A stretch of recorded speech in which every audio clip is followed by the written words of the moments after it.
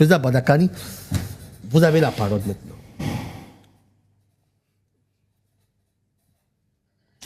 Il nous faut beaucoup de courage quand on aborde des thèmes comme ça. Le sujet de la RDC nous plonge dans le deuil, dans une tristesse innommable. Alors le pasteur a posé des questions fondamentales. Je sais qu'il a des réponses. Je sais qu'il a des débuts de réponse, mais je vais essayer d'aller dans son sens. Qui fait ça? Au profit de qui?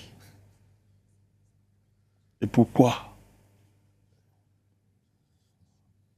Vous nous avez mis la vidéo du docteur Kwebe. Oui. Il est très brillant, mais il fait une erreur. C'est là que je vais commencer. Il fait une erreur parce qu'il donne l'impression que c'est une affaire entre les Africains.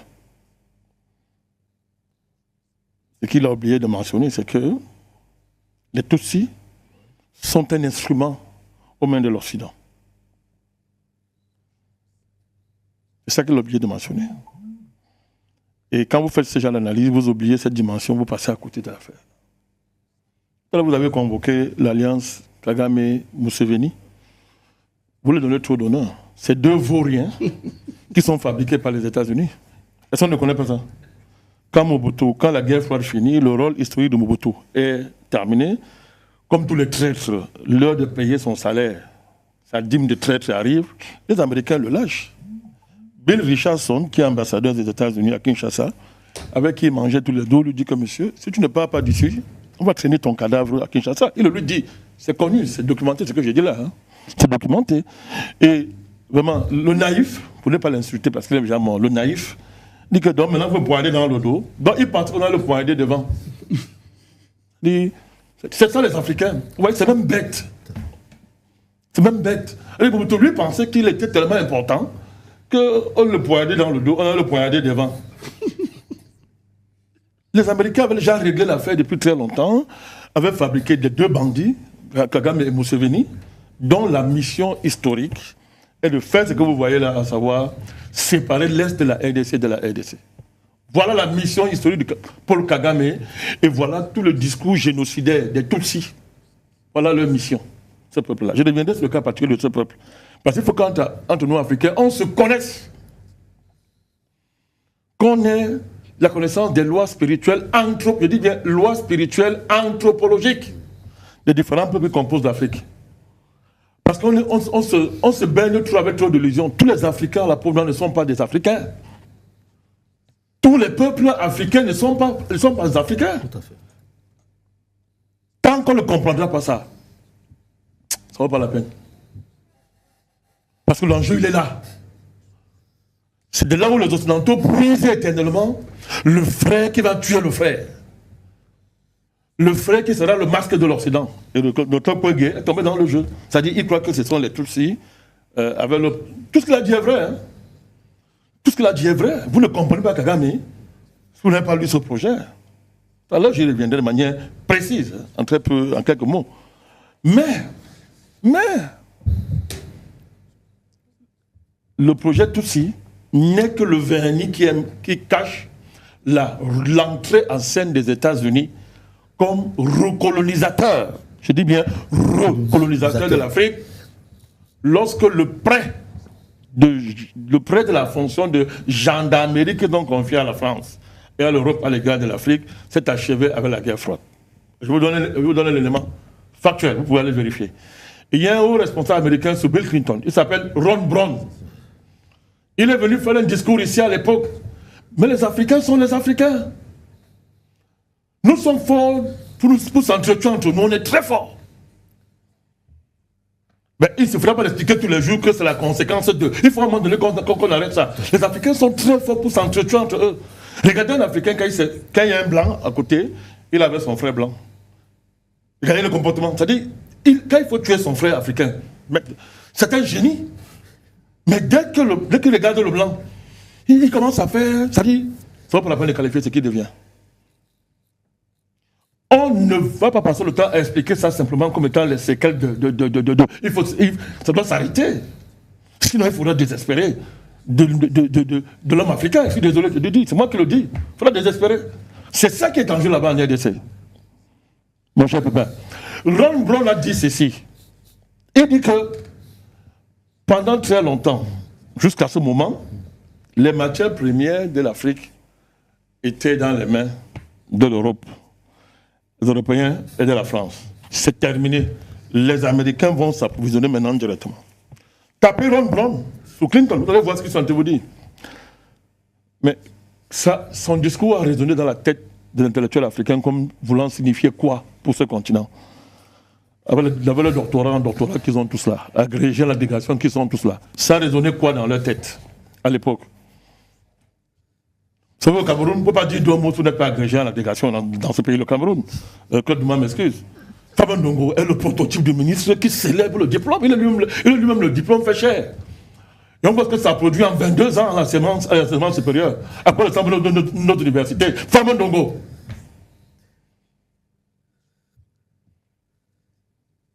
Ron Brown est venu dire ça. Il a dit ça. Ça n'a rien dit aux Africains. Ça n'a rien dit à vos églises. À la Senko, qui prend là maintenant qu'il faut faire la paix. Oui. Senko, en République démocratique du Congo. Donc, il y a un projet aussi vieux que la colonisation. Je vous ai dit la dernière fois que quand Léopold II a confisqué le Congo, ça commence là. Ça n'énerve personne.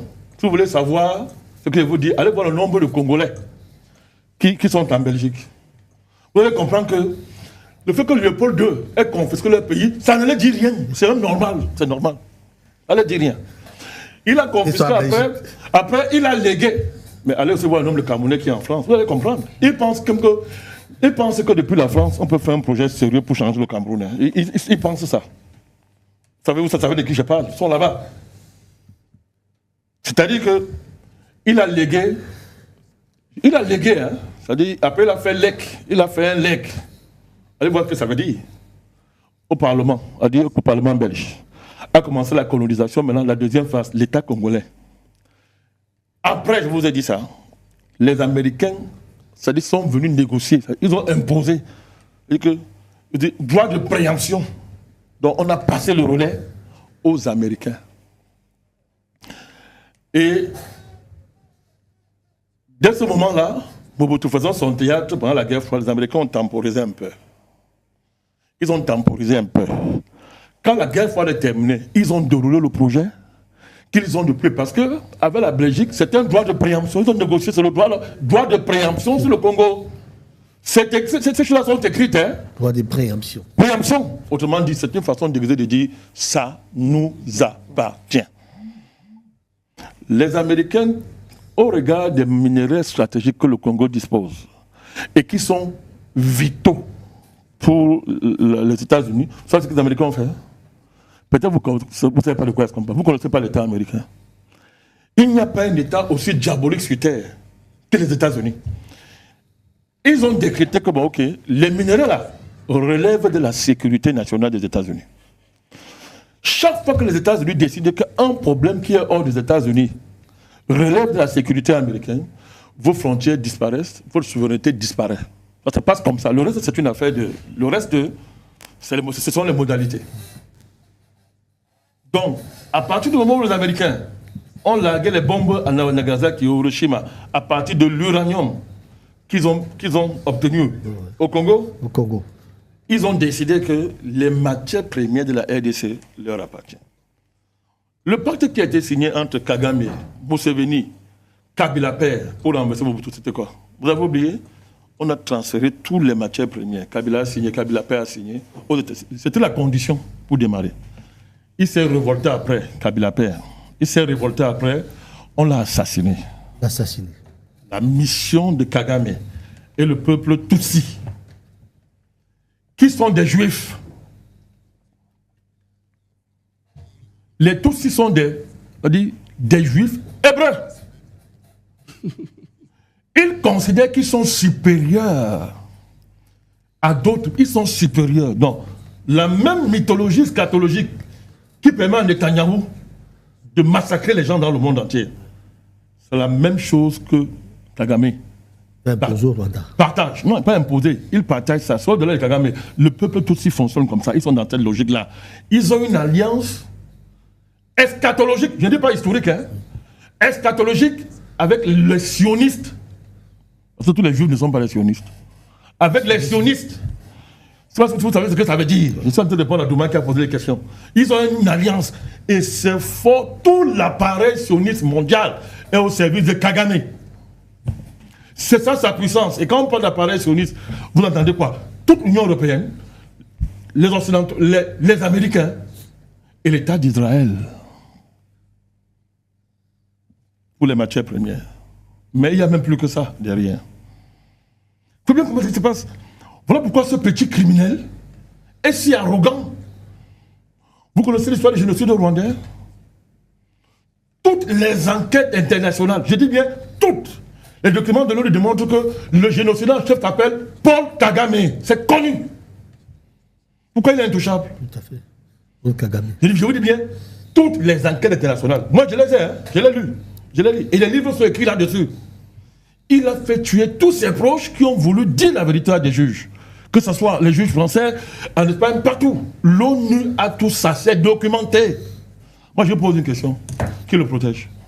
Jusqu'au point où il oblige la France à faire une fausse repentance pour se réconcilier avec lui, afin de rentrer dans le jeu qu'ils avaient perdu en soutenant Mobutu. Alors, Macron a été obligé de vendre son pays pour faire plaisir aux criminels du Rwanda. Il faut que les Africains comprennent à quoi ils ont affaire. Quand j'ai fini de dire ça, ce n'est pas un combat des Congolais. Voilà encore la deuxième grande erreur qu'on fait nous les Africains. L'incapacité à être réellement solidaire quand un de nos frères est en train de tomber. En oubliant que qui va tomber. Comme ça s'est passé pendant l'esclavage et la colonisation, quand il tombera, c'est nous qui serons les suivants. Ce n'est pas une affaire des Congolais. C'est toute l'Afrique qui est attaquée.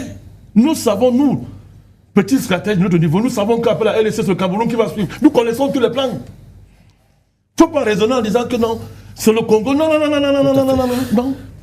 Quand j'ai commencé le combat panafricaniste, il y a les archives.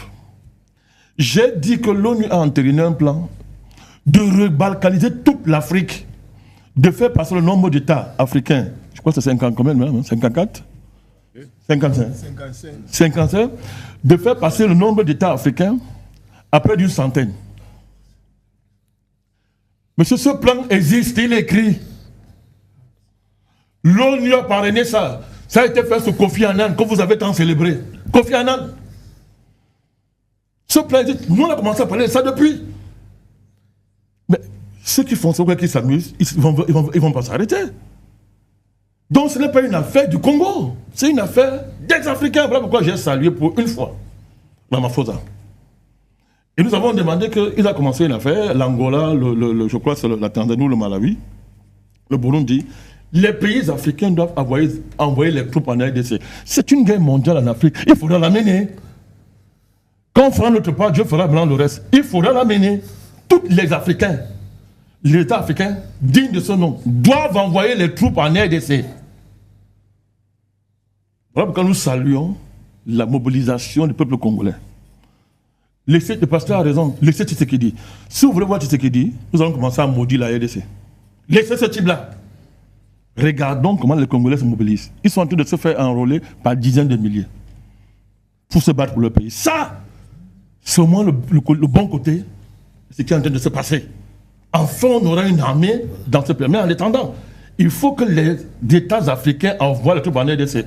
Le but, c'est d'entrer au Rwanda et attraper ce criminel, ce génocide, cet assassin que le père Kagame, ennemi de tout un continent. Tout à fait. C'est de cela qu'il s'agit. Ce n'est pas d'autre chose. Ce n'est que ça qui va faire reculer Israël, l'Union européenne et les Occidentaux. Trump, c'est plus subtil. Trump a d'autres problèmes. Trump n'est pas prêt à envoyer les troupes américaines en RDC. Et c'est ça. Moi, je sais de quoi je parle. Si les Congolais se mobilisent et que l'Afrique montre que nous avons compris, en envoyant les troupes en RDC, vous verrez les Occidentaux reculer immédiatement. Immédiatement.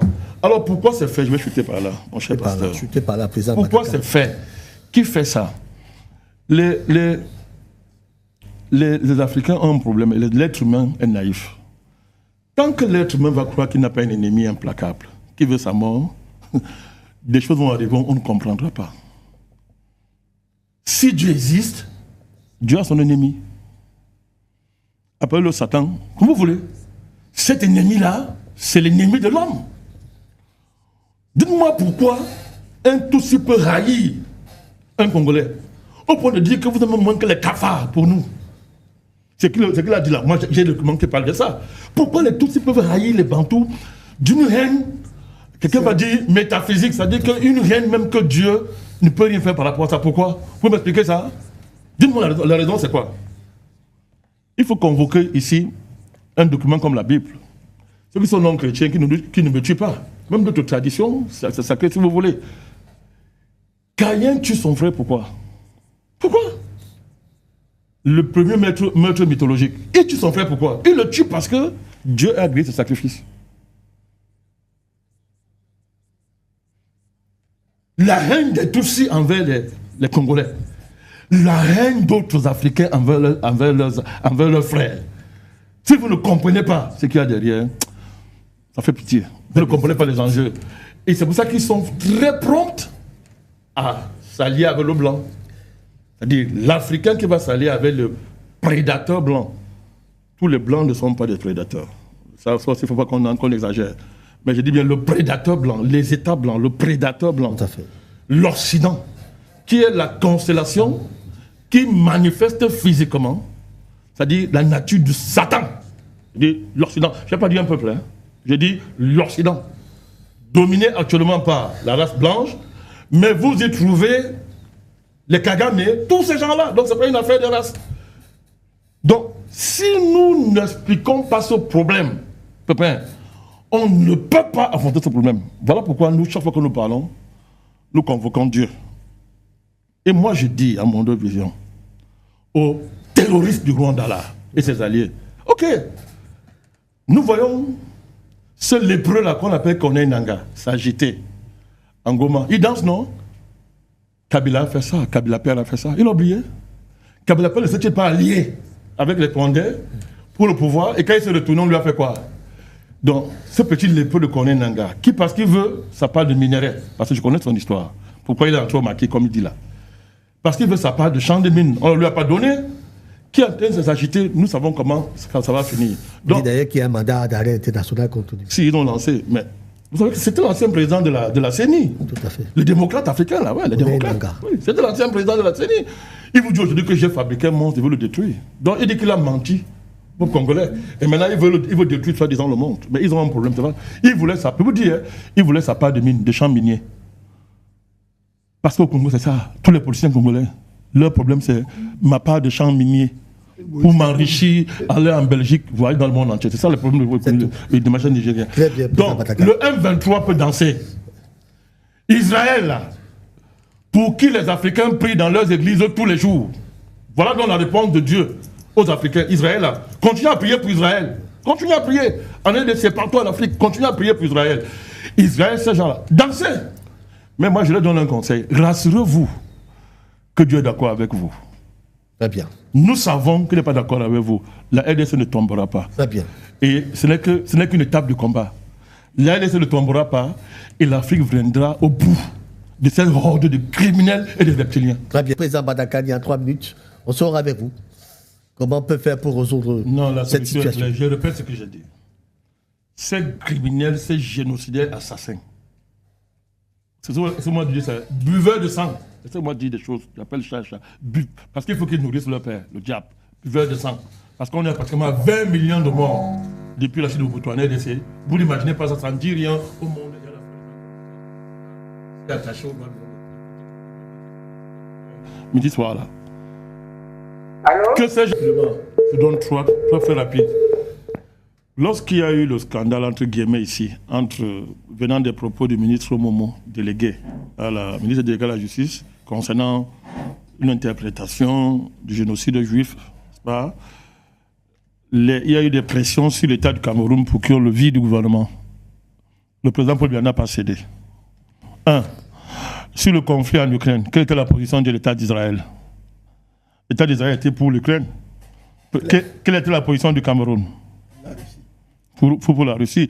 Lorsqu'il y a eu l'attaque du Hamas Allez lire le communiqué de l'État, la réaction du président Paul Biya par rapport à l'attaque du Hamas. Donc c'est pour rassurer le monsieur que ne donne pas trop d'importance à la présence d'Israël au Cameroun. Il s'occupe des communications. Mais le BI s'est autonomisé il y a très très longtemps de la présence israélienne. Donc je termine en disant ceci. Les en terminer rapidement. Même si Israël gardait le président, ça fait quoi? Nous demandons au Cameroun d'envoyer les troupes là-bas. Ouais. Alors, on va les chasser ici. Comme on en a en République centrafricaine. On va les chasser ici. Israël, c'est quoi? On va les chasser ici. Donc c'est pas. Même s'il gardait le président, nous allons continuer à maintenir notre position. Voilà. Donc, j'étais en train de dire que ces criminels s'assurent qu'ils ont Dieu avec eux. Moi, je sais qu'ils n'ont pas Dieu avec eux. La RDC ne tombera pas. Tout à fait. Ils perdront cette bataille qu'ils ont commencée. Très bien, président Badakani. On rappelle d'ailleurs que le souvenir des guerres dévastatrices du Congo de la fin des années 1990 et du début des années 2000 qui a vu intervenir 7 armées africaines et causer la mort de 5,4 millions de Congolais sont encore frais dans les mémoires. Est-ce qu'il faudrait encore leur imposer une guerre? 20 millions, Pépé. C'est 20 millions de morts depuis la chute de Mobutu. Il faudra que cela 20, c'est 20 millions, Pépé. 20 millions de morts. 20. 5 millions de morts. 20. C'est trop. Ça ne dit rien. C'est trop.